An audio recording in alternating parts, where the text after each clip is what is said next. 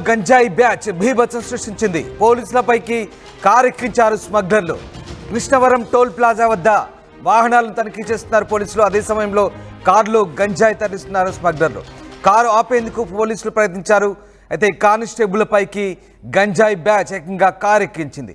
ఇద్దరు కానిస్టేబుళ్లకు తీవ్ర గాయాలయ్యాయి. కారును వదిలి తర్వాత స్మగ్లర్లు పారిపోయారు. కాకినాడ జిల్లా కృష్ణవరం టోల్ ప్లాజా దగ్గర జరిగింది ఘటన. గంజాయి బ్యాచ్ హల్చల్ చేసింది. వాహన తనిఖీలను చేస్తున్న పోలీసులపై కారెక్కించి భీభత్సం సృష్టించారు. అయితే కారులో గంజాయి తరలిస్తున్నారు. దీంతో కారును ఆపేందుకు పోలీసులు ప్రయత్నించారు. కానీ కారు ఆపకుండా వేగంగా కానిస్టేబుల్ పైకి ఎక్కించి పారిపోయారు. ఈ ఘటనలో ఇద్దరు కానిస్టేబుల్ గాయపడ్డారు.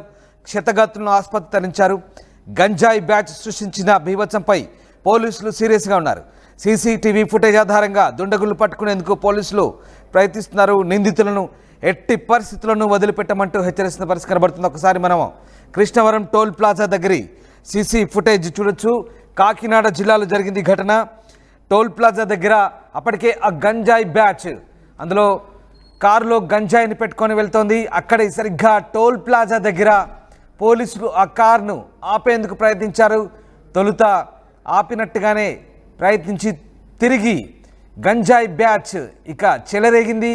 ఏకంగా పోలీసులపైకి ఒకసారి ఆ దృశ్యాలు చూస్తే మనకు అర్థమవుతాయి. దాదాపు నలుగురు పోలీసులు చుట్టుముట్టారు ఆ కార్ని.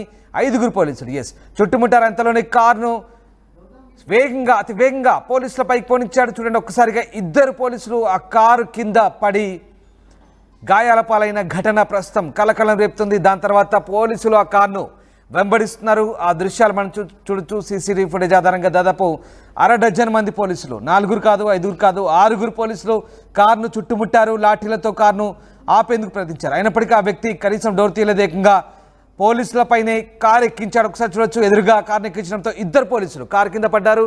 కారు కింద పడ్డ పోలీసులపై అమానుషంగా కారును అలాగే పోనిచ్చారు. అతి వేగంగా కారును పోనిచ్చి కొంత దూరం వరకు ముందుకు వెళ్ళిపోయి కారును అక్కడే వదిలేసి పారిపోయారు.